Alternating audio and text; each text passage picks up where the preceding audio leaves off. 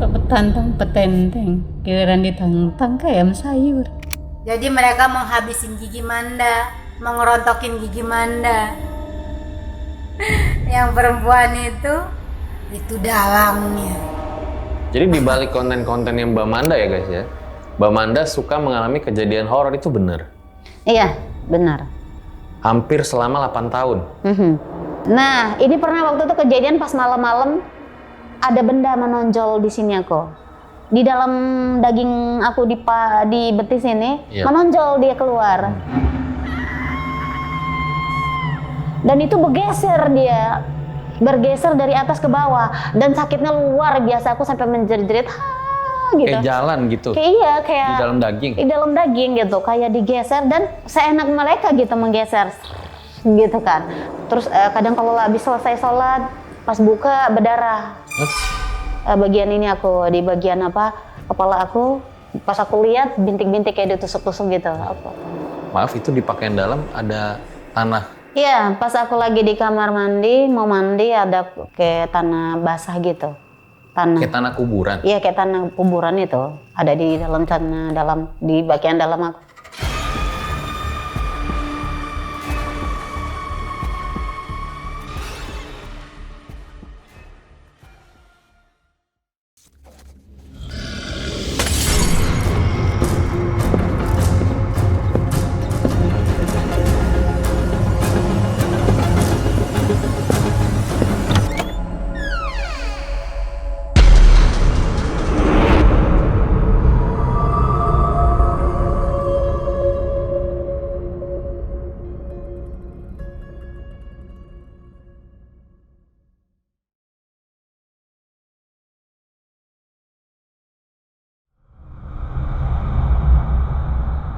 Di era yang serba cepat ini, kita suka ngikutin konten-konten viral dari seorang konten kreator.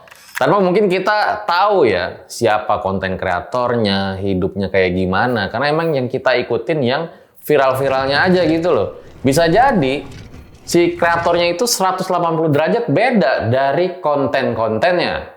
Nah, hari ini gue kedatangan seorang TikToker yang viral dengan kata-kata petantang petenteng. Sok petantang petenteng, giliran ditantang kayak sayur. Lewat. Dimana disebut-sebut, jadi si TikToker ini kadang tuh nggak tahu dia buat konten yang udah diuploadnya. Lah, kok bisa? Langsung aja nih kita sapa. Halo, assalamualaikum Kak Manda. Waalaikumsalam. Makasih udah datang ke RJL ya. Nah, tadi sebelum video dimulai, ini mohon maaf tadi gini-gini kenapa ya? Iya, ini kayak rahang aku diganggu. Rahangnya diganggu. Jadi kayak ada yang narik-narik, mengganggu bicara, mengganggu ucapan, mengganggu apa yang mau aku ucapin gitu. Masih sampai sekarang? Masih. Oke. Nah, ini kan kemarin videonya viral ya. Mungkin kita tonton dulu buat para Lang dan Erjal Satset. Komennya itu benar, 100% benar. Jadi pas saat PT itu Manda dalam keadaan setengah sadar, jadi nggak tahu apa yang keluar di mulut. Pas udah selesai PT baru sadar. Manda aja yang bikin PT ngelihatnya juga serem, apalagi yang lain. Jadi maksudnya gimana Mbak Manda bikin konten beberapa suka nggak sadar? Iya, jadi itu saat itu yang konten yang aku nggak sadar itu memang aku lagi dimasukin gitu. Jadi aku nggak sadar lagi dimasukin, dan luar biasa aku bikin konten malah. Oke. Pas di video ngerasa loh kayaknya nggak. Pas aku lihat kok serem banget gitu. Kok kayak bukan aku gitu. Aku akhirnya bikin konten gitu, jawab pertanyaan netizen, karena itu netizen aja yang melihat itu serem. Pas aku ngeliat, astagfirullahaladzim, kadang karena aku nggak sadar itu aku bikin konten-konten aja gitu, tanpa aku ngeliat lagi itu aku apa bukan gitu, itu serem apa enggak gitu. Jadi di balik konten-konten yang Mbak Manda ya guys ya, Mbak Manda suka mengalami kejadian horor, itu benar? Iya, benar. Hampir selama 8 tahun. Suka ngeliat sosok mirip kayak genderuwo. Iya. Itu ada di mana? Itu ada di mana-mana dia. Bisa pagi, siang, malam itu bisa muncul. Kayak gimana tuh sosoknya? Sosoknya itu besar tinggi, rambutnya panjang, terus mukanya kayak leak, itu lidahnya panjang, terus dia badannya tuh besar, berotot gitu. Dan ini maaf ini, katanya di bagian intimnya tuh suka gerak-gerak sendiri, maksudnya gimana? Jadi semenjak aku 8 tahun itu kena serangan itu, jadi seperti ada di area organ intim aku tuh seperti ada makhluk bergerak-gerak dan menggesek-gesek gitu. Dan akhirnya nimbulin birahi. Dan kalau ini aku ngelihat cara langsung, aku buka gitu kan pakaian dalam aku lihat cara langsung itu kayak daging di organ intim aku tuh bergerak-gerak gitu. Jadi ini ada satu video juga nih guys, Mbak Manda lagi baca ayat Al-Quran, tapi nggak keluar suaranya. Nah ini kita tonton dulu videonya.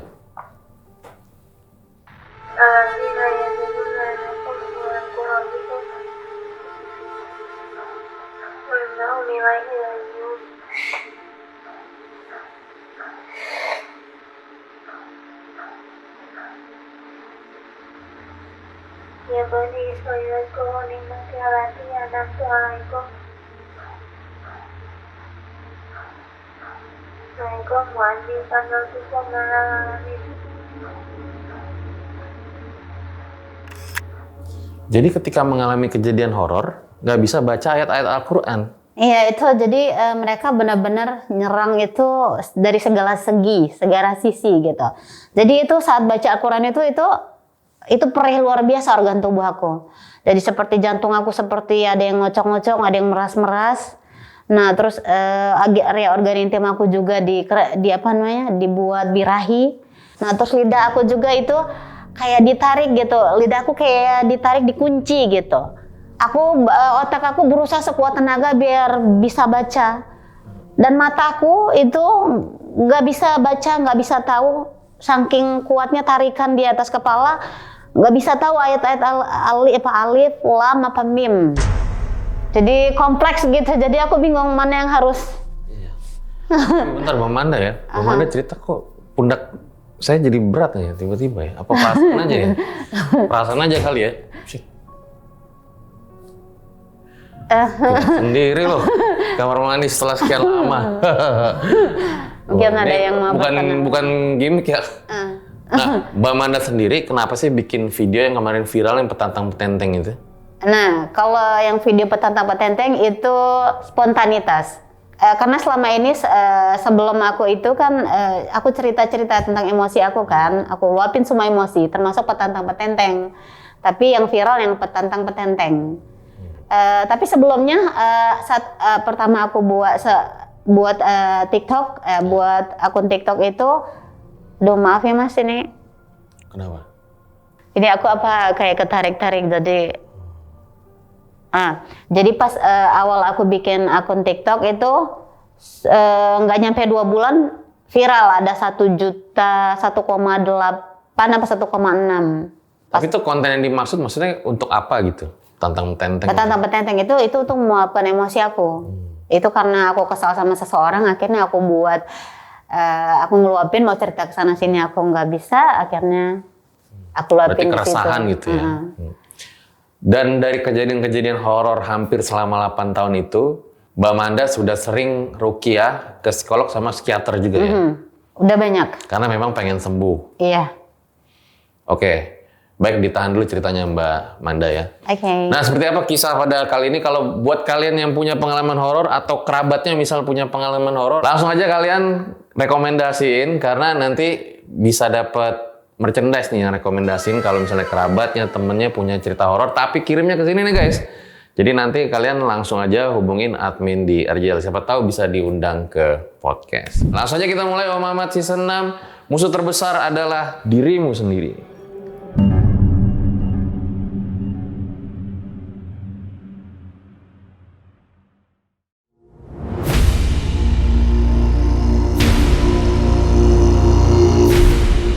Seperti biasa guys, kalau di RJL nggak ada narasumber kita suruh tambah-tambahin ceritanya. Ya Mbak Manda boleh diceritain awal mula kisah kayak gimana Mbak?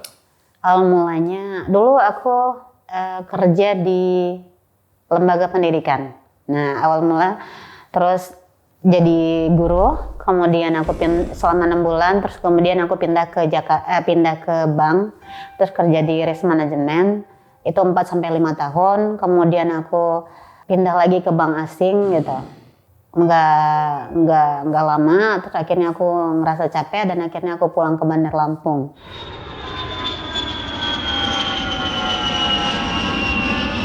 Memang aslinya orang Lampung ya? Aslinya aku Lampung. Oke. Nah, kebetulan bapak aku udah pensiun. Bapak aku dulu kerja di Departemen Kehakiman, terus udah pensiun, akhirnya beli tanah kapling, terus bikin rumah dan di situ di Kemiling.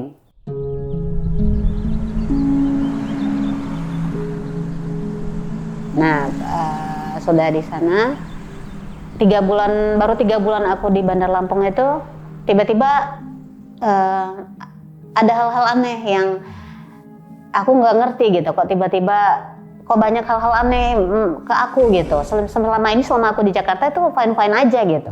Pas aku ke Lampung, padahal orang-orang di sana juga fine-fine aja ke aku gitu kok. Pas bulan Maret itu kok aku berubah gitu.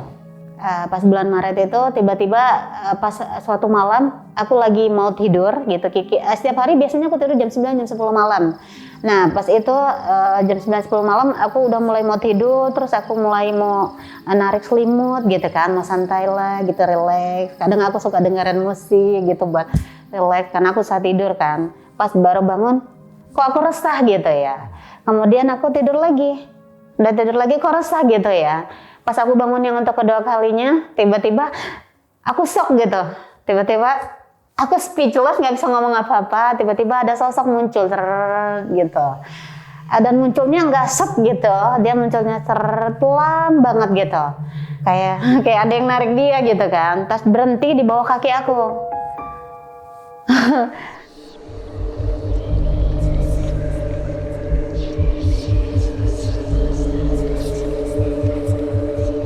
Itu nggak bisa ngomong apa-apa, rambutnya panjang, pakai baju putih, dan dia nunduk begini gitu. Dan alhamdulillah dia nggak ngeliat ke wajah aku. Tapi bodohnya aku tetap menatap dia gitu, seperti seolah aku nunggu dia natap aku balik gitu.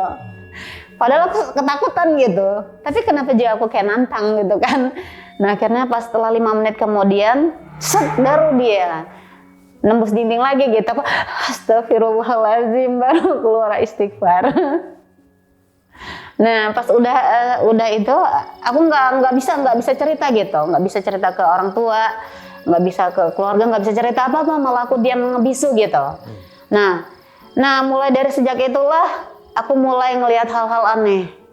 Nih pas setelah kuntilanak itu muncul, aku gemeteran kan, aku merinding, aku mulai turun sambil merinding. Pas buka hordeng, muncul lagi, gitu. Aku udah nggak tahu lagi gitu, nggak bisa tengok kanan kiri, aku tetap aja lurus gitu. Itu cuman mau ke kamar mandi gitu. Terus aku jalan lagi, mau deket kamar mandi, muncul lagi gitu. Nah, kemudian aku masuk kamar mandi. Udah masuk kamar mandi, aku keluar, muncul lagi lewat. Nah jadi semenjak aku ngelihat kuntilanak itu, semenjak itulah aku udah mulai hal-hal aneh itu mulai banyak aku lihat gitu.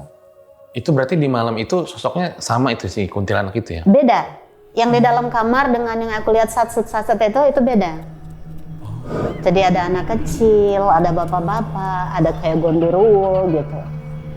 Padahal sebelumnya biasa aja. Sebelumnya nggak pernah aku kayak gitu. Baru mulai di malam itu. Mulai semenjak dari ngeliat kuntilanak itu udah mulai, aku mulai ketakutan, menggigil gitu kan, keluar keringet dingin.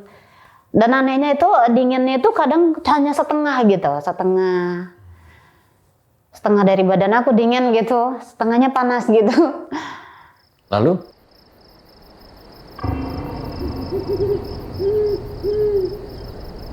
Nah setelah itu ada kejadian lagi bang, kejadian aneh. Itu aku muncul suara-suara makhluk halus. Selain ada yang lewat-lewat itu, setiap malam aku Manda gitu.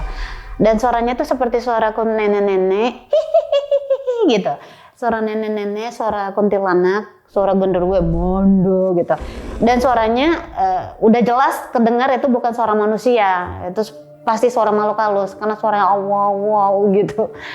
Nah aku karena udah sering lihat jadi udah biasa gitu, tapi tetap takut gitu. Terus aku dibuat, jadi aku nggak bisa tidur selama seminggu tuh aku nggak bisa tidur gitu. Nah setelah beberapa hari dari melihat kuntilanak itu, pas aku tidur siang, biasanya aku sering tidur siang jam 12 itu aku jam 1 aku selalu kebangun gitu.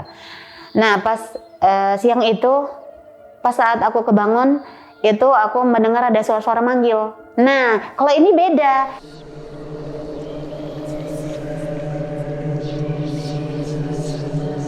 Biasanya kalau tiap malam yang aku dengar itu Manda gitu, kayak suara-suara kuntilanak. Ini beda. Hai Manda, assalamualaikum Manda. Manda lagi ngapain? Manda, kamu cantik deh Manda. Aku kaget gitu. Aku kebangun dari tidur siang itu karena suara itu gitu kan. Aku kaget gitu, siapa lagi nih gitu kan. Aku lihat ke jendela, kok nggak ada orang gitu. Aku lihat ke depan, kok nggak ada orang gitu. Aku lari ke depan ke warung, kok nggak ada orang gitu. Sepi gitu, tempat aku sepi. Ke depan rumahku kok sepi gitu. Terus aku tanya sama keluarga aku, nggak ada yang manggil kamu, ngapain manggil kamu? Siapa yang manggil aku? Nah, semenjak itulah kiriman itu mulai masuk ke tubuh aku. Nah, dan semenjak itulah aku mulai telepati dengan, aku bilang itu telepati dengan para penyihir. Jadi semenjak itu, jadi aku mulai komunikasi sama mereka. Nah, semenjak pas aku bangun tidur itu. Nah, setelah bangun itu, jadi setiap hari, setiap detik mereka ngobrol sama aku, cerita tentang, kadang mereka nanya tentang tas bagus, kadang mereka nanya tentang teknologi gitu. Karena aku bingung gitu, aku kenapa ini kok aku bisa ngobrol dengan mereka itu kayak ngobrol sama manusia gitu. Kalau jin kan biasanya, kalau jin itu kan biasanya leluhur orang zaman dulu dan mereka nggak kenal teknologi gitu. Kok mereka ini nanya passion yang bagus itu apa, kerja di bank itu kayak gimana, terus bikin laporan keuangan itu gimana gitu, terus kerja selama di bank itu ngapain aja gitu. Akhirnya aku mulai observasi gitu kan, aku mulai cari-cari di internet, aku mulai nanya-nanya kadang ke dukun-dukun itu aku nanya, cuma sekadar mau nanya gitu, ada nggak ilmu seperti ini, dan aku harus bayar dulu gitu untuk tahu ilmu itu gitu kan. Akhirnya aku cari terus di internet, terus, nah selama aku observasi itu, ya itu banyak kejadian-kejadian yang benar-benar bikin aku serem gitu kan. Setiap aku makan, lidah aku nggak berasa. Setiap aku mau jalan, kaki aku seperti ada yang mengikat gitu. Jadi kaki aku kayak dia mengikat, aku nggak bisa jalan. Tangan itu kayak ada yang ngikat. Terus kepala ini kayak ada yang ngegantung gitu. Ini mulai dari sini sampai sini itu seperti ada tali menggantung gitu. Jadi aku nggak bisa ngomong apa-apa ke keluarga aku, mau cerita juga mereka nggak paham. Ibu aku juga udah tua. Kakak-kakak aku juga nggak paham hal-hal mistis kayak begini, jadi aku sendiri gitu. Nah, pas hal yang paling menyeramkan itu pas aku di kamar gitu. Mungkin mereka marah sama aku karena aku observasi, pengen cari tahu gini. Yang ditelepati, aku tahu gitu, yang ditelepati itu adalah manusia, bukan orang, bukan jin gitu. Nah, mereka mengamuk karena aku observasi. Akhirnya pas siang itu,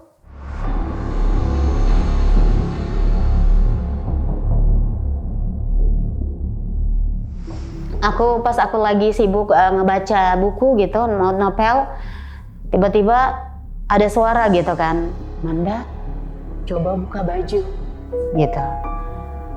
Nah, Manda, coba buka bajunya gitu. Jadi di saat aku lengah, mereka masuk, jadi mereka bisa ngontrol diri aku gitu.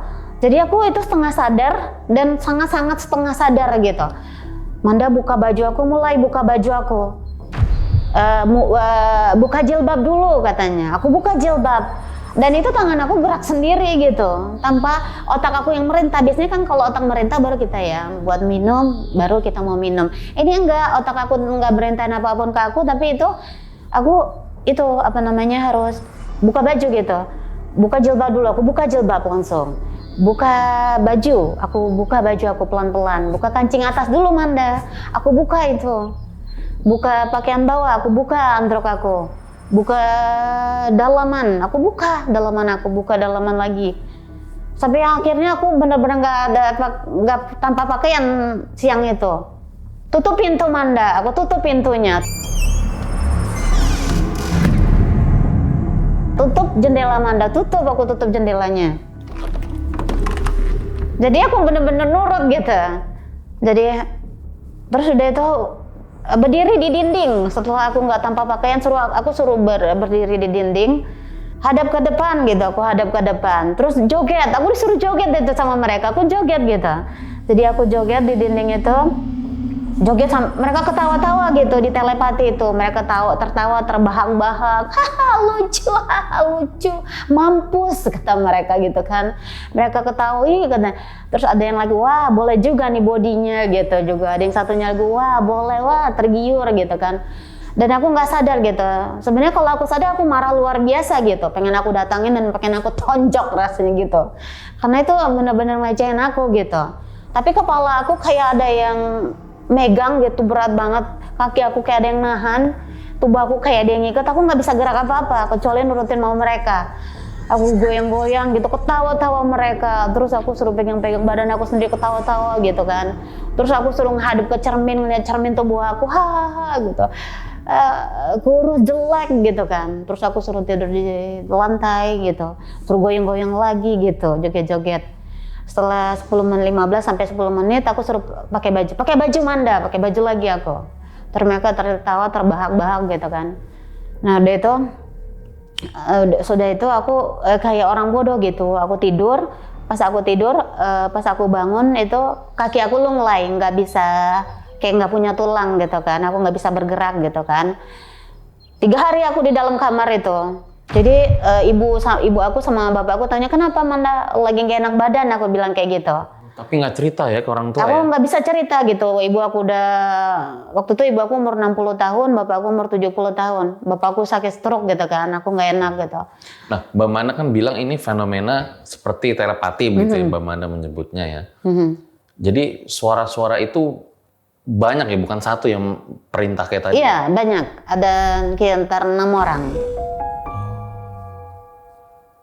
Dan itu dia ngomongnya sambil kayak marah-marah atau gimana? Ya sambil ngejek aku, ngebully, bilang aku dasar pendek lu, dasar jelek lu, muka setan lu gitu. Jadi aku nggak bisa berbuat apapun dengan ucapan mereka, nggak bisa ngebales. Ya itu sambil mereka ngerjain aku, sambil nyiksa aku gitu. Jadi kayak dibantai aku gitu di situ. Jadi pas kaki aku lunglai itu aku nggak bisa ngapa-ngapain itu. Ya itu aku nggak tahu harus gimana gitu, mereka siksa di leher aku gitu kan. Nah kadang ada yang paling parah lagi tuh ada 5 jari menggorok-gorok di leher aku. Menggorok-gorok tuh maksudnya gimana? Jadi kayak film horor gitu kan. Kan biasanya film horor itu buatan ya. Iya. Ada jari menggorok-gorok dan itu benar keluar dari leher aku jari-jari 5 itu.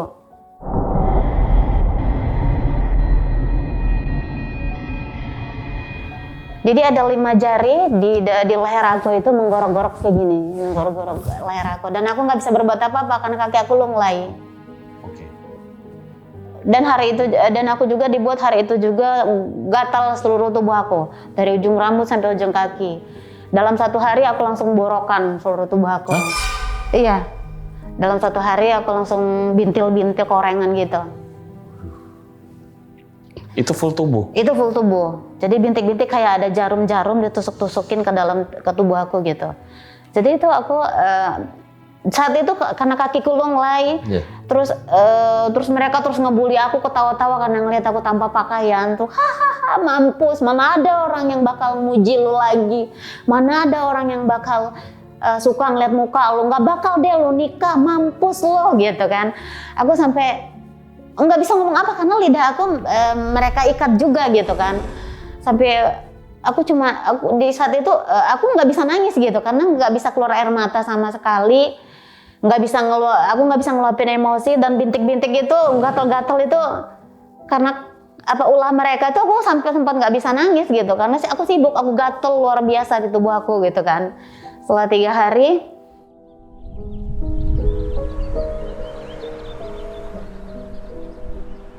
akhirnya aku ke dokter. minta obat gatal-gatal, aku periksa ternyata itu cuma gatal-gatal biasa gitu, akhirnya kering gitu kan. Dan mereka tetap ngerjain aku, besoknya dibuat lagi aku gatal-gatal seluruh badan gitu kan. Nah terus kaki aku ditarik-tarik gitu kan. Terus aku pernah juga ada kejadian aku ke warung, pas aku ke warung itu aku bolak-balik ke warung, nggak bisa pulang, aku kayak nggak tahu arah pulang. Padahal rumah aku ini rumah aku, di sana warungnya gitu kan. Aku tinggal Nggak jauh lah. tinggal jauh gitu, tapi otak aku nggak bisa itu muter-muter situ aja. Mereka jadi di kontak batin mereka ketawa, mampus nggak tahu jalan pulang, mampus lo, dikatain orang gila gitu, mampus lo. Nggak ada lagi deh yang bilang lo cantik, nggak ada lagi deh yang bilang lo keren kerja di bank gitu kan. Terus aku sampai bolak-balik sampai akhirnya kayak ada yang manggil aku Manda gitu kan. Akhirnya aku kaget, ada yang nyadarin gitu, akhirnya aku bisa pulang ke rumah gitu kan.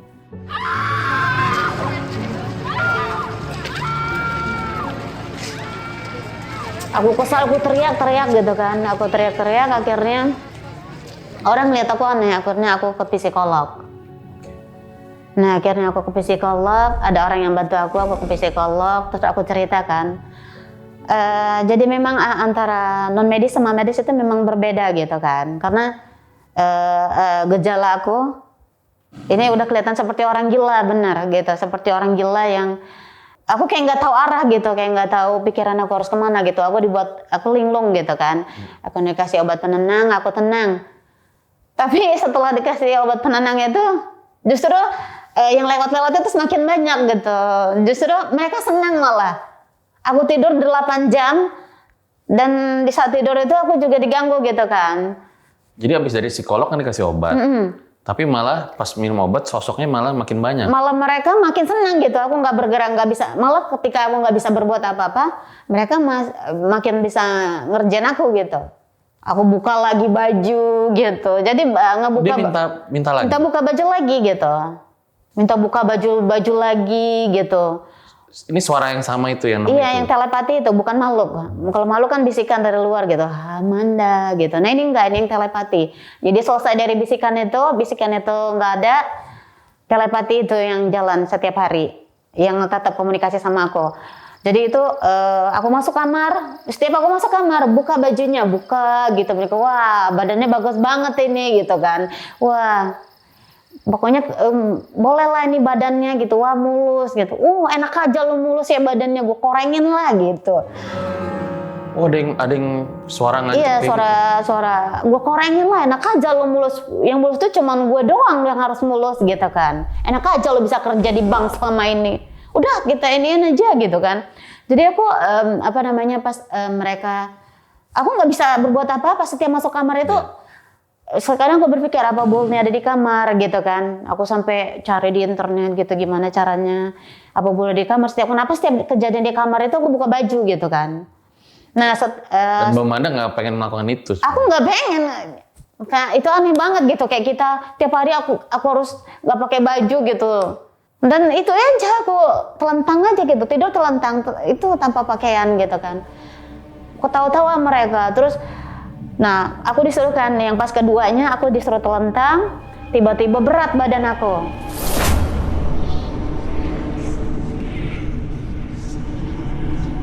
Seperti ada yang nindih gitu kan, ketawa mereka, Gondorwo gue udah jalan katanya, udah di atas lo, mampus lo, nggak ada laki-laki yang mau sama lo. Katanya, terus dia bilang, Gondoro gue udah ada di tubuh lu, udah nindihin lu katanya. Dia puas, mampus lu katanya. Yang cantik cuman gue doang kata dia gitu kan. Aku sampai astagfirullahalazim gitu kan. Aku nggak bisa ngapain, kayak diikat tangan aku telentang begini, kaki aku telentang gitu kan. Aku nggak bisa ngapain, kayak ada yang ikat gitu. Aku nggak bisa gerak sama sekali dan berat di atas ini aku. Terus tiba-tiba nggak lama, berapa menit kemudian ada yang menjalar di bawah kaki aku, tangan-tangan gitu.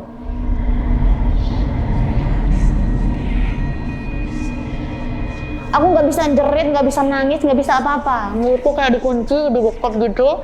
Terus tiba-tiba jalan gitu, ke tangan itu ngeraba-raba tubuh aku. Udah, aku belum nikah gitu kan, dan itu selain dulu itu menimbulkan birahi gitu. Jadi aku birahi luar biasa di situ. Aku diraba-raba dan aku nggak bisa menolak gitu kan. Diraba-raba gitu sampai semua organ tubuh aku, sampai dada itu diraba-raba gitu semuanya. Terus seperti bibir aku seperti ada yang mencium gitu. Tapi nggak kelihatan, mampus yang di belakang itu bilang, yang di telepati itu bilang, mampus lu dicium sama Gondorwo, mampus lu, hahaha gitu. Jadi cuman gue yang paling cantik gitu terus kan, terus yang lainnya juga yang ngomong haha mampus lo gitu. Sosok genderuwo yang biasa Mbak Manda lihat kayak gimana?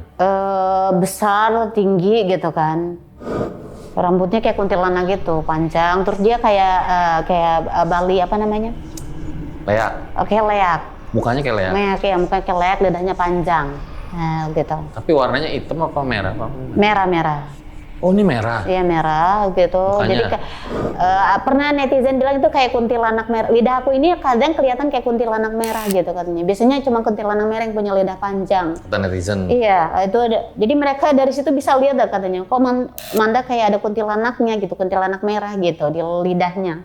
Tapi sosok si genderuwo mirip kuntilanak merah lidahnya. Iya, kayak leak, dia kayak leak, lidahnya panjang.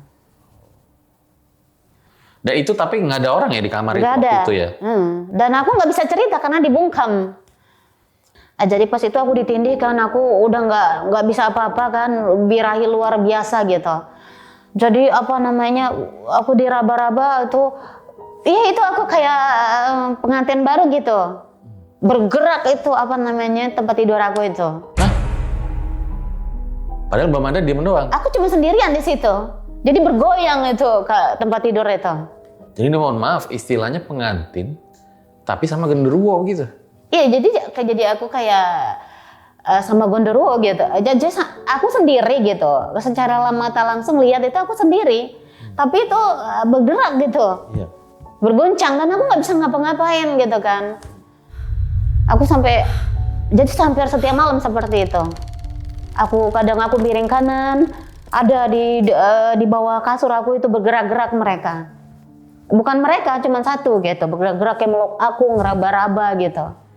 Si sosoknya satu, tapi suaranya 6 gitu. Nah, kalau telepati beda. Telepati itu memang 6 orang, dan makhluk yang di luar itu beda, bukan mereka.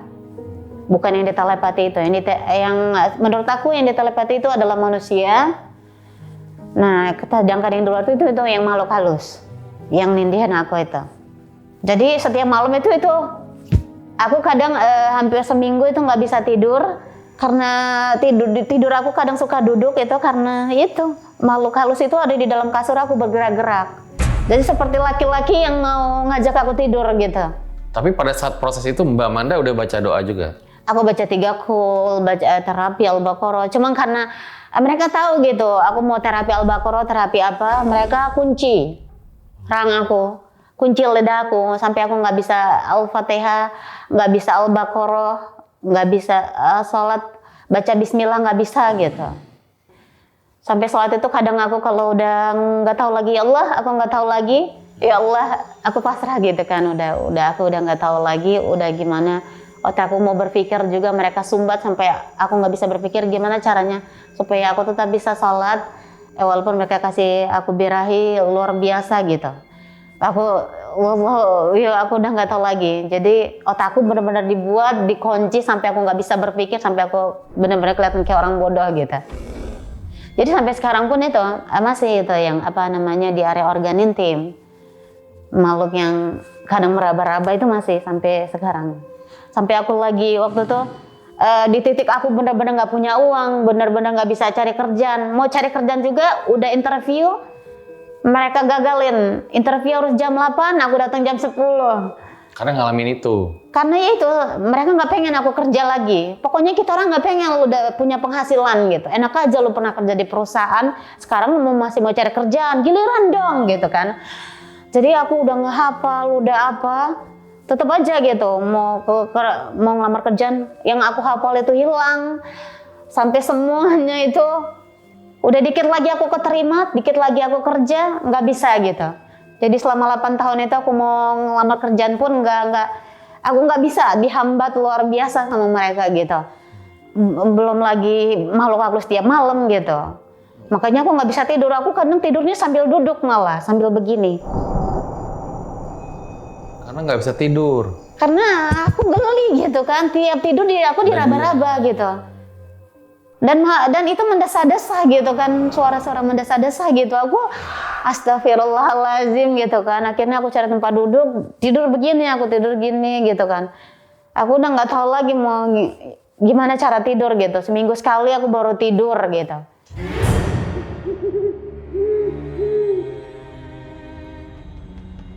Kemudian aku selama 2020, 2018, 2019, 2020 itu benar-benar serangan luar biasa. Akhirnya aku ke ustadz, akhirnya aku beli herbal, akhirnya aku nanam bidara, nanam kelor gitu. Terus aku cari saking aku berusaha untuk sembuh, aku keliling rumah aku cari di mana buhul, katanya baca Al-Qur'an, baca ayat-ayat ini tuh bisa cari buhul gitu tanpa pengetahuan kayak ustadz-ustadz itu aku coba gitu kan, karena aku udah nggak tahu lagi gimana caranya ini ya Allah, karena yang sangat meresahkan itu yang tiap malam aku mau tidur itu kayak punya suami gitu, aku harus ngelayanin tiap hari tiap malam gitu kan, dan itu aku yang belum nikah itu Nguras emosi lah. itu benar-benar ngelecehin aku gitu kan, diraba-raba gitu kan, tiba-tiba mereka ngetawain aku kesenangan gitu. Luar biasanya mereka ini pas aku ditindihin sama si Gondorwo itu, mereka terangsang yang ditelepati itu. Mereka terangsang dan mereka jadikan buat buat rangsangan mereka buat bisa tidur sama pasangan mereka. Jadi melihat aku ditidurin sama si Gondorwo itu, mereka kerangsang dan mereka nikmat bisa berhubungan sama pasangan mereka. Nah malah mereka tujuan mereka jadi beda akhirnya, karena mereka jadi nikmat setelah ngelihat aku berhubungan sama aku ditindih sama itu, akhirnya tiap malam mereka lakuin itu, ngerangsang itu biar mereka bisa nikmat sama pasangan mereka. Ini aku sampai aku didengarkan di telepati itu didengarin rangsang suara-suara suara-suara pasangan mereka lagi berhubungan gitu. Sedang aku ya itu sama Gondorwo itu gitu. Mereka ketawa, kalau aku sama manusia, kalau lu sama Gondorwo mampus lu gitu kan. Sampai aku yang aduh ya Allah, gimana cerita gitu tentang telepati ini gitu, gimana cerita tentang keadaan aku ini gitu kan. Aku sampai stuck banget otak aku udah keliling-liling nyari di mana buhul, sampai aku congkel-congkel itu kayak orang gila yang kayak punya target harus temu gitu, bulan ini harus ketemu. Aku nyongkel baca ayat, kayak ngerasa aku dipermainkan hati aku sama mereka. Mereka punya ajian buat mempermainkan hati. Jadi aku kayak ngerasa kayaknya di sini deh gitu kata. Padahal aku nggak punya ilmu gitu. Kayak aku ngerasa ini di sini deh. Aku congkel tanah, kok nggak ketemu. Itu belum cerita ke keluarga ini. Sampai di sini tuh belum cerita. Belum cerita. Orang keluarga aku ngerasa aneh gitu. Mereka nganggap kayaknya Manda ini ada kelainan gitu. Kayaknya makanya udah ke psikologi. Manda udah minum obat gitu, belum gitu kan? Karena gimana gitu kan, sana besoknya target lagi tanah yang sebelah sana, aku congkel lagi gitu kan, besok target lagi tanah itu gitu. Ke ustadz nanya lagi, kayaknya kamu ini cuman kadang aku ada yang ruqyah ke ustadz yang di sana gitu kan, ini kayaknya kamu halusinasi. Aku sampai ya Allah gimana caranya ngejelasin, padahal reaksi itu ya udah luar biasa gitu. Aku kadang keluar macan, kadang kalau di ruqyah itu ada ular gitu kan. Jadi kepalaku bergerak-gerak itu seperti ular. Kadang kalau aku minum herbal sendiri di rumah, aku joget-joget kayak joget-joget leak gitu. Terus kayak nyembah-nyembah gitu kan. Sebenarnya dulu banyak videonya, tapi aku nggak tahu itu hilang videonya. Terus aku kayak minta tolong gitu ke video. Dulu sebelum konten ini, aku minta tolong itu ke netizen, minta tolong bantu aku gitu, ini aku gimana gitu cara aku gimana ya mau cerita tentang telepati, tentang apa gitu kan. Aku udah angkat tangan gitu sama diriku sendiri gitu, udah 7 kali, udah putar kemana-mana aku, udah ruqyah, udah herbal, udah sedemikian rupa sampai nyangkol aku, sampai berdarah-darah gitu, kaki aku berdarah. Sampai mereka bilang darah kamu adalah uang buat kami gitu kan. Nah aku juga bingung, mereka bilang kalau aku berdarah, darah aku adalah uang buat mereka. Kalau aku berdarah, mereka bisa dapat uang gitu. Kalau gondoruonya nikmat, mereka bisa dapat uang gitu. Selain itu juga gitu ada kepuasan buat kami karena selama ini kamu selalu dipuji-puji, kamu selalu dianggap bagus gitu. Sekarang nggak ada lagi orang yang menganggap kamu bagus dan kamu dianggap gila. Coba lihat orang-orang sekitar, melihat kamu teriak-teriak, melihat kamu jerit-jerit, itu kamu dianggap gila gitu. Jadi udah nggak tahu lagi gitu kan, karena rasa untuk menangis, rasa untuk ngungkapin perasaan itu udah dikunci sama mereka. Tapi kayak sholat malam gitu bisa nggak? Sholat malam itu sholat 5 waktu aku digoyang-goyang gitu, mau sholat malam aku.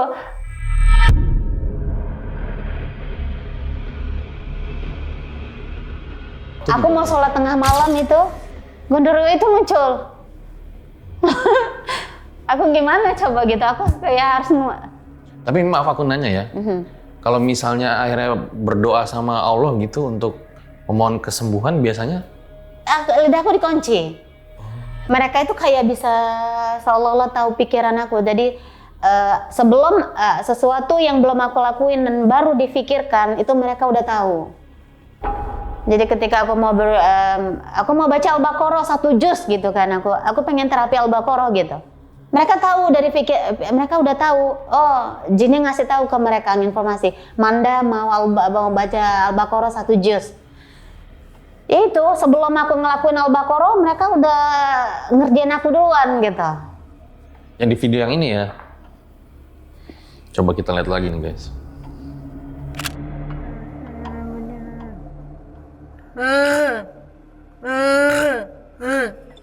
Kayak ada suara yang bicara di dalam mulut terus bilang kon. Astagfirullahaladzim. Itu kepalaku itu berat digantung, kayak ada yang menggantung, itu kayak mau gini aku sebenarnya. Ada lagi nggak sih video yang itu udah nggak tahu kemana itu. Oke. Karena itu di handphone yang lama. Nah di handphone lama itu banyak banget bukti dan mereka ngebuat aku ngebanting handphone itu dan akhirnya nggak bisa dipakai. Jadi aku dikontrol kepala sama tangan. Kadang tangan aku bisa bergerak sendiri, akhirnya aku banting dan akhirnya nggak bisa kepakai, nggak bisa dibenerin handphone itu. Padahal di situ semua aku rekam semua kejadian. Aku buka baju. Jadi walaupun aku setengah sadar, aku berusaha itu untuk merekam. Kan tadi Mbak Manda bilang setiap berdoa itu seakan-akan lidahnya dikunci udah tahu duluan gitu. Tapi pernah nggak ada yang berhasil gitu misalnya, ya Allah tolong sembuhkanlah aku gitu. Nah ada saat pas aku bisa gitu kan, tapi itu sedikit banget itu pas aku baca ruqyah, ayat-ayat ruqyah, aku bantu pakai video ruqyah Ustadz Faizar itu, terus aku ruqyah mandiri. Nah itu aku muntah-muntah. Nah pas setelah itu mereka serangannya lebih 20 berapa puluh kali lipat lagi sampai gitu. Oh dicekek. Oke, aku dicekek gitu. Jadi kadang aku juga suka dibuat tersedak gitu kan. Aku sampai makanya aku kadang tidur begini. Kadang ngelakuin apa-apa harus benar-benar hati-hati gitu. Kadang naik kapal laut juga itu aku mau mau naik tangga itu susahnya luar biasa itu. Nah, ini pernah waktu itu kejadian pas malam-malam, pas tengah malam ada benda menonjol di sini aku. Jadi kayak ada benda di dalam daging aku di betis ini, menonjol dia keluar. Dan itu bergeser dia.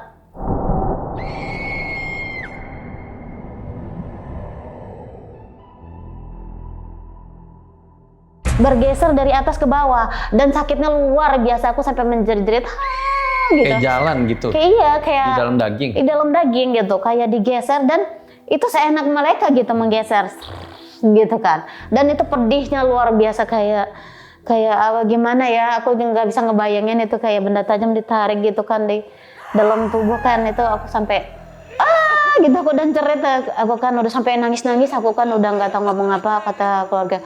Dia Manda gitu, di tengah malam, aku nggak bisa cerita gitu, gimana cerita gitu. Kadang aku ya Allah gitu, sampai keringatan aku, saking nahan sakit gitu kan, karena itu bergeser gitu kan. Kata mereka, bentar kami mau ganti tempat buhulnya, katanya tempat naruh buhulnya kami mau ganti, katanya telepati. Jadi nggak hanya aku yang nggak tidur, jadi mereka juga sama. Mereka yang telepati itu juga sama, mereka nggak tidur juga gitu. Malam-malam ngerjain malam aku, itu. sampai malam juga. Setiap hari mereka sambil ngerjain aku juga, mereka nggak tidur gitu. Khususnya malam ya? Malam ya. Pernah ngeliat juga katanya ada sosok yang nari-nari itu gimana? Kalau nari-nari itu manusia. Manusia? Ceritanya gimana? Jadi mereka ini kadang yang di telepati ini suka menunjukkan siapa mereka. Aku pernah nge-gap mereka, itu mereka punya tarian kayak tarian pemanggil setan. Nah, jadi mereka hentakkan kaki-kaki mereka begitu sambil baca-baca ada ayat-ayat Al-Quran dan ada sing arep-arep sing sasongko. Nah, kedua juga aku pernah ngelihat ada makhluk-makhluk juga yang nari-nari kayak gitu. Jadi kayak tari-tari leak gitu. Itu di kamar? Itu yang selibat itu. Jadi kadang aku kalau lagi jalan mau keluar rumah tiba-tiba lewat adik nari-nari gitu. Kadang kalau kayak aku mau ke ustadz gitu, mau pengobatan dibuat aku buat kesasar. Kayak waktu itu aku mau ke ustadz yang di Tangerang, itu aku sampai bolak-balik dari jam 7 sampai jam 7 malam nggak ketemu tempat ustadznya. Dan terpaksa harus besok. Itu aku sampai nggak tahu jalan, sampai akhirnya ada yang nepok, "Mbak, mau kemana?" Astagfirullahalazim, aku di situ-situ aja, nggak kemana-mana. Mereka lihat aku nggak naik kereta udah jalan bolak-balik, aku di situ aja duduk aja gitu, sampai akhirnya ada yang nepok aku. Itu aku kesasar gitu kan, terus ngeliat lagi lintasan di kereta ada gitu, pokoknya ya itu. Pernah juga, maaf itu di pakaian dalam ada tanah. Iya, pas aku lagi di kamar mandi mau mandi ada kayak tanah basah gitu. Kayak tanah kuburan? Iya, kayak tanah kuburan itu. Ada di dalam di bagian dalam aku. Padahal lagi make? Iya, pas aku biasa kan kalau mau di kamar mandi kita mau mandi nih? Iya. Aku kaget gitu, kok ada tanah kuburan gitu. Ada tanah gitu. Dari mana ini datangnya? Tanahnya masih basah? Basah. Padahal Mbak Manda nggak ngerasa ngambil itu tanah? Aku nggak main tanah-tanahan. Aku dari kamar malah. Kok bisa ada tanah kayak gitu? Aku kaget, aku merinding gitu, kok bisa ada tanah di situ gitu. Terus kadang kalau habis selesai sholat, pas buka berdarah. Bagian ini di bagian kepala aku, pas aku kasih kapas, darah gitu. Pas aku lihat bintik-bintik kayak ditusuk-tusuk gitu. Jadi itu yang aku sebutin itu tuh yang paling sakit gitu. Itu sakit banget itu. Apalagi sampai yang di tenggorokan itu. Nah, dan jadi ulah mereka ini banyak banget gitu. Setiap aku mau makan, mereka kirim gambaran kalau nggak darah haid, kalau nggak kotoran di dalam WC, kalau nggak darah haid itu mereka lemparin ke muka aku gitu. Darah haid yang di telepati itu, pokoknya kotoran-kotoran mereka lagi buang air besar gitu. Jadi setiap aku makan, itu terus yang mereka kirim ke aku. Jadi aku setiap mau makan aku nggak bisa makan gitu. Setiap aku makan lidah aku nggak berasa gitu. Jadi itu yang paling aku sampai sekarang, dan itu terjadi terus gitu sampai sekarang.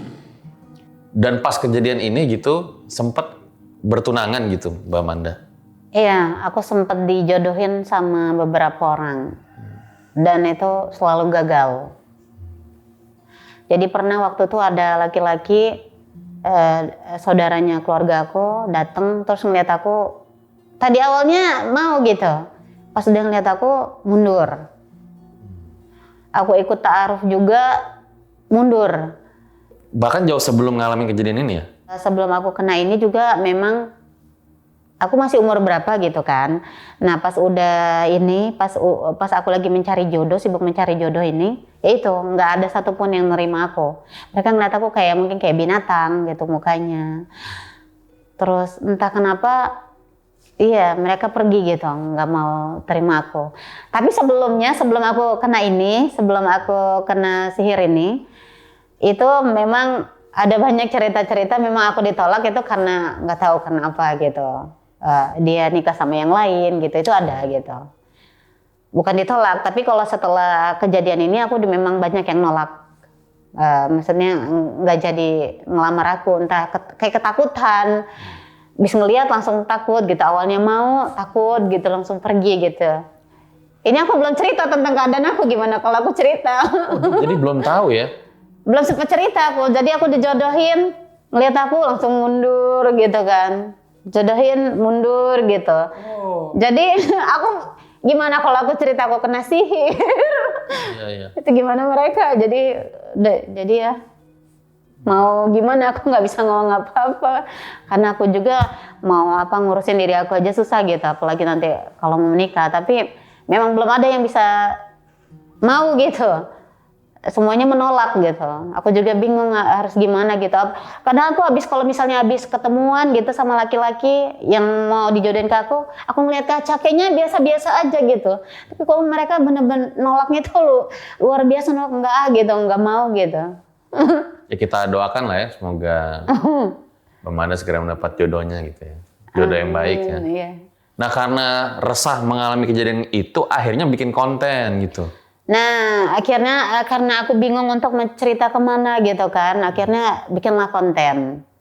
Nah konten yang petantang-petenteng ini karena memang kejadian dengan manusia, bukan karena sihir gitu.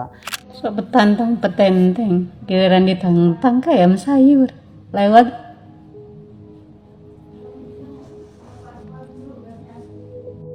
Di belakang bacotnya luar biasa.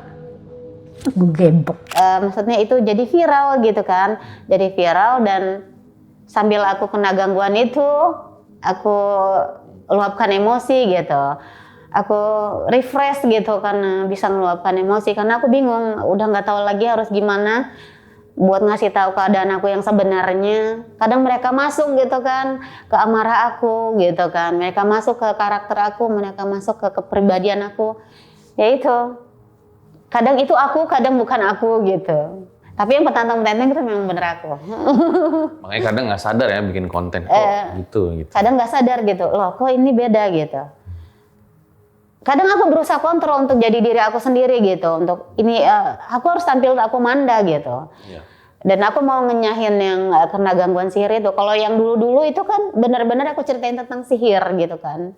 Nah tapi kalau yang sekarang ini aku enggak gitu. Aku benar ceritain tentang diri aku. Tapi mereka tetap mengganggu dan masuk di amarah aku. Dan itu ada yang antara aku, mereka gitu. Nah, Mbak Manda kan udah banyak melakukan proses ruqyah baik mandiri sama Pak Ustadz juga gitu ya. Nah kalau kata Pak Ustadz tuh biasanya pas ruqyah tuh gimana? Ya kalau kata Pak Ustadz ada yang bilang aku ain, ada yang bilang sihir, ada yang bilang juga halusinasi, ada yang juga bilang perlu hanya perlu ke psikolog aja gitu. Ada yang nggak apa-apa besok juga sembuh gitu kan. Tapi yang reaksi itu yang pas sama Ustadz Faizar. Iya, yang kemarin reaksi itu. Iya, reaksi. Jadi mereka ketarik. Jadi rahang aku ini bergerak gitu, bergerak mengot kanan, mengot kiri. Terus akhirnya mereka ngumpul di bibir aku. Dan bibir aku jadi tebel gitu. Jadi bengkak ya? Jadi bengkak, jadi kayak kebentur gitu. Dan aku udah susah ngomong sama Ustadz gitu. Tapi sama Ustadz-Ustadz lain ada reaksi nggak sebelum yang kemarin di Ustadz Faizar itu? Semua, reaksi juga? Aku selama ruqyah ada reaksi semua. Macan, ular, Yang tadi diceritain. monyet, iya. Kadang aku ada halannya itu aku bisa manjat pohon cepet banget. Manjat pohon? Iya. Jadi aku kayak monyet gitu bisa manjat pohon. Aku nggak bisa manjat sebenarnya. Aku manjat pohon, di rumah aku ada pohon pala dan aku bisa manjat langsung ke atas gitu. Aku kaget itu pas udah sadar ke bawah. Astagfirullahaladzim tadi aku yang naik gitu. Tapi Mbak Manda sekalian ruqyah kan pasti pengen sembuh. Juga ke psikolog, psikiater gitu. Nah kalau menurut analisa dari psikolog, psikiater tuh gimana? Ya kalau psikolog itu aku kayak gangguan kecemasan. Karena aku susah tidur. Terus gangguan masa lalu gitu. Terus halusinasi. Gangguan masa lalu maksudnya? Ya maksudnya ada trauma masa lalu gitu kan. trauma. Pokoknya aku dikasih obat penenang gitu kan. Tapi ternyata nggak berpengaruh gitu. Malah yang aku lihat makin banyak gitu. Semakin aku dikasih obat penenang, semakin aku tidurnya banyak, aku malah makin banyak yang aku lihat. Aku jadi serem kayak gitu kan. Aku, aduh, nggak bisa ini, aku harus tidur gitu. Akhirnya aku berhenti minum obat itu dan aku harus, maksudnya kalau aku ngikutin mau mereka, aku gimana aku ini gitu, nggak bisa bekerja, aku nggak bisa dapat penghasilan gitu kan, gimana aku mau berobat gitu kan. Jadi aku hentiin itu karena memang berpengaruh gitu, aku bisa istirahat, relax gitu kan, memang berpengaruh buat aku tidur. Tapi kalau untuk untuk gangguan yang serangan mereka itu aku nggak bisa gitu, karena makin banyak yang aku lihat tidur, dibangun. Tapi sebelum mengalami kejadian-kejadian kayak ini gitu, Mbak Manda, pernah nggak sih kayak ada keinginan atau justru rasa sakit yang masih terpendam gitu sampai sekarang? Ya, ada. Ada ya? Jadi saking sakitnya aku merasa dilecehkan, aku merasa mereka bisa semena-mena sama aku, ngebully aku. Itu ada semacam rasa benci yang luar biasa gitu kan, rasa kapan nih gue bisa balas mereka gitu. Kalau yang sebelum kejadian ini ada nggak? Sebelum kejadian ini aku pernah rasa sedih tuh, pernah ditinggal nikah sama seorang. Jadi aku pernah kerja di bank, dan laki-laki itu kerja di bank. Udah nyiapin semuanya, aku yang nyiapin gitu kan. Teman-teman juga bilang laki-laki ini sering jalan sama perempuan lain ke pesta. Kalau kondangan nggak pernah ngajak aku, ngajaknya perempuan lain, dan aku nggak tahu karena aku sibuk kerja kan, lembur segala macam. Aku kata dia, ya udah kalau mau ngurusin pernikahan lanjut aja, kata dia gitu. Dia santai-santai aja gitu ngomongnya. Tahu-taunya pas tinggal beberapa minggu lagi nikah, aku buka sosmed. Kenapa aku harus buka sosmed itu? Pas aku buka, dia lagi ngelamar si janda itu. Perempuan lain, dan itu cinta pertama dia gitu. Jadi memang ada ya, maksudnya kejadian-kejadian yang sulit untuk dilupakan sebelum kejadian ini gitu ya? Ya itu yang jadi aku juga sebenarnya untuk nerima laki-laki buat mencintai aku itu memang susah gitu setelah trauma juga kan, karena aku udah capek-capek ngumpulin uang, capek-capek kesana sini, ternyata dia sama perempuan lain, dan baju yang aku buat fitting sama dia malah dipakai buat dia nikah gitu. Oh gitu. Jadi aku terus aku tanya sama dia ini siapa, dia nggak jawab. Dia malah minta aku nunggu 2 tahun setelah aku udah kesana sini buat acara nikahan. Kalau kamu mau lanjut apa enggak, aku cuma butuh itu aja. Akhirnya dia pergi, nggak ada jawaban. Ya udah aku yang mutusin, selesai, kata aku kayak gitu. Tapi kadang masih suka kepikiran nggak? Masih ya itu, karena suka nangis. Maksudnya ya itu aku kan kebayang. Ya itu, aduh ya Allah gitu kan. Salah aku apa gitu, dia jalan sama siapa sih oke gitu kan. Tapi kok malah sama janda gitu, sama yang lain gitu kan. Tapi memang kadang Mbak Manda ya, ada satu momen gitu yang kita tuh kadang suka berat menerimanya gitu ya, bahwa ya bener jangan berharap sama manusia gitu kan. Iya. Ya, karena kita kalau udah berharap banget gitu, tahu-tahu nggak sesuai ekspektasi, nah di situ biasanya kena tuh di situ. Iya, aku kan karena tinggal 2 minggu lagi aku nikah sama dia. Oh, biarinlah dia mungkin melepas masa lajang gitu kan sama teman-temannya. Ternyata bukan melepas masa lajang. Jadi aku cuman ngejaga jodoh orang. Ini berarti kejadian setelah mengalami kejadian-kejadian ini ya? Belum, sebelum kena ini kejadian ini. Oh, sebelum juga. Sebelum. Oke. Jadi sebelum kena ini aku memang udah banyak kejadian-kejadian yang menyakitkan, maksudnya kejadian yang gak enak gitu.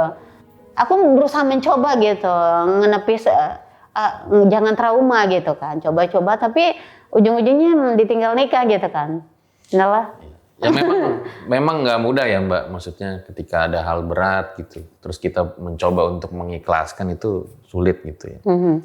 Tapi ya kita doakan semoga Mbak Manda bisa mengikhlaskan itu, mudah-mudahan nanti gantinya yang lebih baik segera datang gitu ya. Amin. Nah, Mbak Manda ini kan kemarin viralnya disebut-sebut katanya terkena sihir gitu. Nah, kalau menurut Mbak Manda sendiri, kenapa Mbak Manda itu menjadi target sihir gitu? Nah, kalau untuk jadi target sihir itu aku nggak tahu kenapa. Karena selama aku tinggal di tempat aku itu semua baik-baik aja. Mereka welcome aja sama aku. Aku beli di warung, ngobrol gitu. Semua baik-baik aja. Entah kenapa pas 2018 itu ada orang yang emang nggak aku kenal. Kenapa ngerubah semuanya gitu? Nggak kenal maksudnya gimana? Aku nggak tahu siapa dia gitu. Tapi kok bisa ngerubah jadi seperti itu gitu, bisa benci sama aku gitu. Tapi pernah ngobrol? Nggak pernah, aku nggak kenal, nggak pernah ngobrol, nggak pernah ketemu. Jadi Dan itu jauh sebelum bikin konten kan? ya sebelum bikin konten. Jadi itu aku dengar cerita yang di telepati itu, mereka jujur sendiri bilang sama aku kalau mereka itu dapat cerita dari seseorang, kemudian katanya seseorang itu ngagumin aku gitu, bilang aku bagus, aku ini keren, aku apa gitu, kerja di bank, kerjanya di Jakarta gitu kan. Nah seseorang yang nggak aku kenal ini merasa tersinggung. Maksudnya tersinggung nih karena apa? Aku bingung. Karena yang teman aku itu cerita tentang aku, maksudnya ngebanggain aku.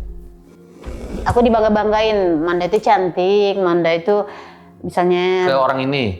apa? Iya, ke orang ini, ke orang yang aku nggak kenal ini. Jadi temannya Mbak Manda kenal sama orang ini? Iya. Oke. Nah, sedangkan aku nggak kenal sama dia gitu.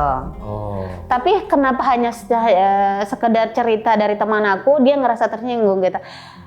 Dia bilang, yang mana sih yang namanya Manda gitu. Oh, dia sempat ngomong kayak gitu? Dia sempat, yang mana sih yang namanya Manda gitu kan. Sedangkan aku nggak kenal, nggak pernah cerita gitu. Dan teman aku juga pun dapat cerita itu bukan dari aku, karena aku orangnya nggak pernah mau cerita-cerita tentang apa misalnya prestasi apa gitu kan. Aku malas gitu ngomong untuk cerita prestasi atau gimana gitu kan. Dia ini dapat cerita dari entah dari kakak aku, entah dari bapak aku, entah dari siapa gitu. Diceritakannya ke ini Keluarganya. ke orang yang nggak aku kenal itu. Nah, orang yang nggak aku kenal itu mungkin dia ngerasa, kalau selama telepati ya, dia ngerasa dia cantik, dia ngerasa dialah yang seharusnya gitu, yang dibangga-banggakan gitu kan. Dia yang harusnya selalu dibangga-banggakan. Akhirnya ya itu. Tapi aku nggak tahu dia cerita ke keluarganya tuh gimana, dan akhirnya mereka marah, keluarga besar mereka tuh marah. Akhirnya itulah tiba-tiba setelah 2018 itu pas 2018 aku sering nge-gap gitu kan, orang yang nggak aku kenal ini sering sama teman aku gitu. Dan teman aku jadi berubah ke aku gitu. Oh gitu? Iya. Berubahnya gimana? Ketemu aku kabur. Kabur? Iya, ketemu sama aku kabur, ketemu sama aku belanja dia nggak mau ngelayanin gitu. Terus kadang nutup pintu gitu. Aku aneh, pas aku keluar orang-orang pada nutup pintu, pada ketakutan, aku aneh gitu kan. Dan aku pernah ketemu teman aku bersama dia. Iya. Saat aku datang mereka berhenti bicara gitu kan. Teman aku udah mulai berubah gitu ke aku. Jadi aku udahlah gitu. Ya tapi ini mungkin kan bisa benar bisa salah juga gitu bisa. ya Mbak ya.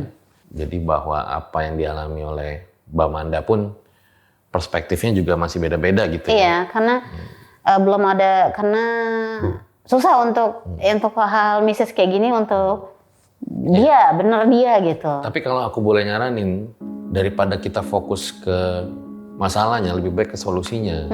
Nah, solusinya apa ya? Mbak Manda bisa segera pulih lagi gitu ya. Nah iya. Dan sekarang katanya udah enakan ya? Iya, pas udah di ruqyah dengan Ustadz itu aku jadi alhamdulillah kan ada yang ketarik gitu kan. Jadi agak lumayan gitu. Tapi emang harus banyak pengobatan ke psikolog juga, karena jiwa aku juga, karena udah 8 tahun ya, mau nggak mau mental aku juga kena gitu. Ke psikolog, ke ruqyah juga, terus psikolognya psikolog klinik gitu, terus ke ruqyah Cuman nanti mungkin akan ada ruqyah lagi ke Ustadz gitu. Ya yang penting semangat Mbak Manda ya. Ya Jangan karena sampai nggak semangat gitu. ya karena ini memang harus kuat, harus semangat gitu. Coba nonton kontennya Mbak Puspa deh. Waktu itu 2 tahun yang lalu dia di RJL itu sampai pengen menghabisi anaknya sendiri. Dia kadang suka nari-nari sendiri, anaknya nggak sadar, dicelupin ke air. Gitu. Suaminya lihat kan, ngapain gitu. Karena itu ada yang ngontrol otaknya, ngontrol dia. Nah akhirnya kemarin pas podcast lagi, udah sembuh, seger. Semoga nanti kita podcast lagi Mbak Manda udah makin lebih seger dan udah sehat ya. Amin. Amin. Yang penting semangat lah Mbak Manda ya. Iya. Jangan sampai menyerah gitu ya. Semangat untuk sembuh. Jalanin aja yang bagus-bagus. Tadi ruqyah, terus ke psikolog dan sebagainya. Makasih Mbak Manda udah datang dan bercerita di Oke. RJL ya. Itu deh guys, akhir dari episode ini, dimana seperti yang tadi gue bilang di awal, mungkin kita hanya sering melihat konten-konten viral dari seorang konten kreator. Tanpa kita tahu sebenarnya ada apa sih di balik si konten kreator itu, hidupnya kayak gimana, orangnya kayak gimana, bisa-bisa jadi dia 180 derajat beda sama konten-kontennya. Atau jangan-jangan biasanya dia menghibur, tapi dia lagi sedih gitu loh. Nah kita biasanya nuntut macam-macam tuh. Suruh menghibur lagi, kurang lucunya, kurang serunya. Tanpa kita memperdulikan juga ya bahwa si konten kreator ini juga manusia gitu loh. Dia punya hidup, dia punya latar belakang, dan dia juga punya masalah pasti dalam hidupnya. Nah kadang komen-komen suka ngebully segala macem. Ya orang kan punya daya ketahanan beda-beda ya. Ada yang mungkin satu komen bulian itu dia pikirin banget, tapi ada juga mungkin yang masa bodoh juga gitu. Nah semoga kita bisa lebih bijak dalam bermedia sosial. Gue Fajar Aditya, RJ5 undur diri. Ciao.